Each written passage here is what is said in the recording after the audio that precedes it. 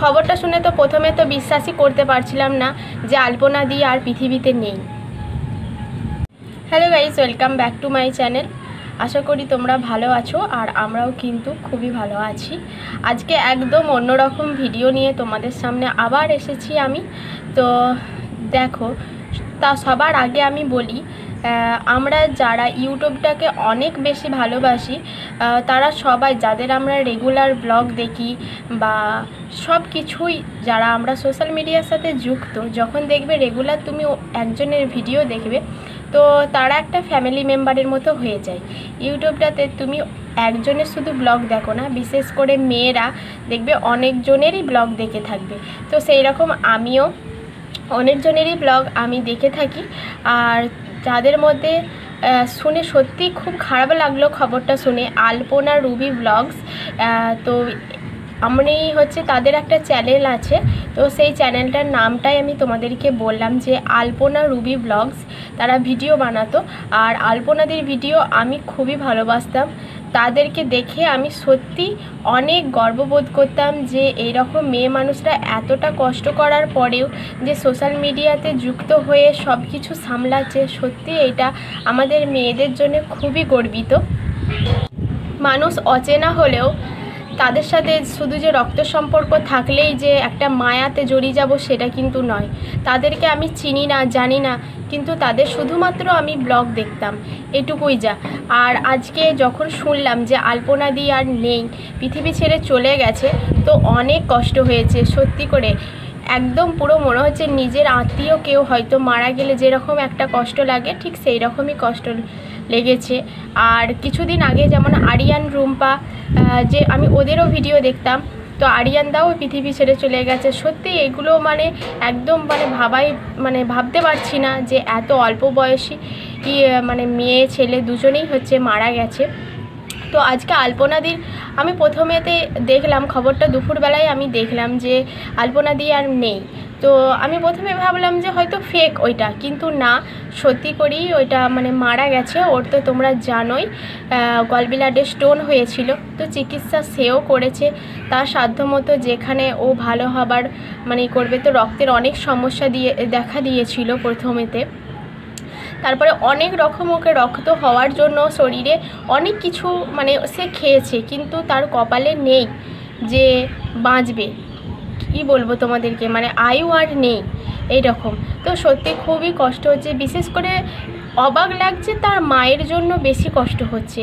মা সে মেয়েকে নেই, অনেক ছোটোবেলা থেকেই সে এক কাছে ছিল, আর সব ওর আত্মীয় স্বজন সবাইকে ছেড়ে দিয়ে মা মেয়ে দুজনে অনেক কষ্টে তারা দিন যাপন করছিল।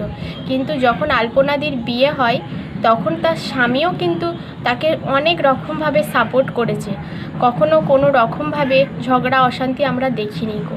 কিন্তু আলপনাদি আজকে নেই, আমি শুধু ভাবছি তাদের পরিবারের অবস্থা কী হবে, তার স্বামী তার মা কি করে থাকবে।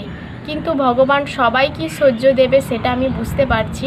কিন্তু আলপনাদি খুবই ভালো মানুষ ছিলেন, অনেক ভালো মানুষ। আর এই রকম অল্প বয়সে যে সে যে চলে যাবে পৃথিবীর থেকে, সত্যিই ভাবতেই অবাক লাগছে।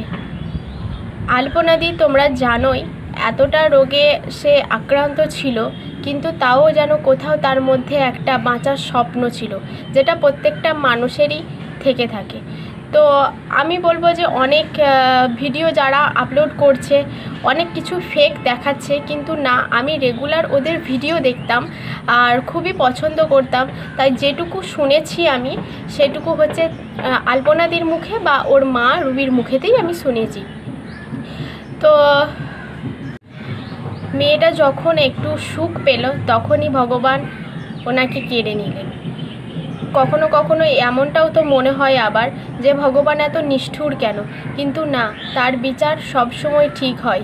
কিন্তু জানি না এই ভাগ্যের পরিহাস কি হবে, তার মাকে কিভাবে সামলাচ্ছে। বাড়ির তো কেউ আপনজন বলতে সেই রকম কেউ নেই, সব কিছুই তাদের দূরের সম্পর্কে সবাই রয়েছে, কিন্তু তাও যেন পরিবারটা আজকে হাহাকার। কোথাও যেন সেই আলপনাদির মা যেন কোথাও তার মেয়েকে যেন খুঁজে বেড়াচ্ছে সারা বাড়িময়। কি করে যে বলবো তোমাদেরকে, এই করুণ পরিস্থিতিতে কি করে সামলাচ্ছে আমি নিজেও জানি না।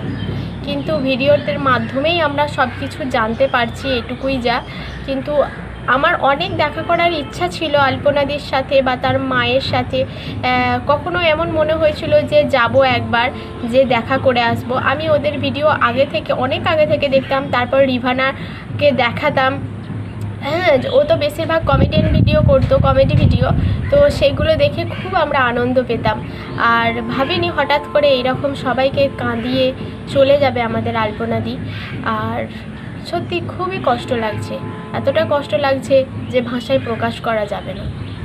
গতকালকে তার শেষ যাত্রা ছিল, তো আমি ভিডিওটা দেখতে পারিনি। বিশ্বাস করো, এতটা মানে ভেঙে পড়েছিল তারা। তাদের যে সামলাচ্ছে তাদেরকে অসংখ্য ধন্যবাদ, যে তাদেরকে এইভাবে তারা আগলে রেখে সামলাচ্ছে।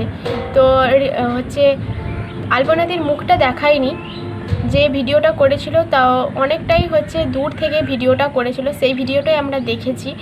আর ওনার মাকে দেখানো হয়েছিল, শুধু সেইটুকুই দেখতে পেলাম যে হ্যাঁ, ওইটা আলপনাদির বডি এসেছিলো অ্যাম্বুলেন্সে করে, আর ওখানে আলপনাদিরই শেষ কার্যের জন্য নিয়ে যাচ্ছিল, শেষ কাজের জন্য। তো এটুকুই আমি দেখতে পেয়েছিলাম। তো ওনার আত্মার শান্তি কামনা করি, এটুকুই আমাদের মানে করবার রয়েছে দূর থেকে। আর কিছু আমাদের করবার নেই। তার পাশে যে দাঁড়াবো, তার মায়ের পাশে, সত্যি সেইটাও আমাদের কোনো রকমভাবেই উপায় নেই গো। এরকম মনে হচ্ছে আমার যে আলপনাদি যেমন তোমরা জানোই যে আলপনাদির কোনো বেবি থাকেনি, তো আলপনাদির ঠিক এখন আমার মনে হচ্ছে যে ওনার মাকে দেখে যে সত্যি আলপনাদি তার ছোট বাচ্চাকে রেখেই এই পৃথিবী ছেড়ে চলে গেছে। বয়সকালে যে তার মা বাবারা সবাই জানো যে ছোট বাচ্চার মতো হয়ে যায়, কিন্তু আলপনাদির তো বাবা ছিল না, মাটাকে নিয়ে সব কিছু ঘিরে ছিল। কিন্তু সত্যি সে বাচ্চাকে রেখেই চলে গেল। বাচ্চা যেমন মা মা করে একটা খুঁজে বেড়ায় তার মাকে, ঠিক সেই রকমভাবেই আলপনাদির মাও আলপনাদিকেই ঠিক ওই রকমভাবেই খুঁজছে। তো ভিডিওটা আর করতে পারছি না, এখানেই আমি ভিডিওটা শেষ করছি। চলো, টাটা।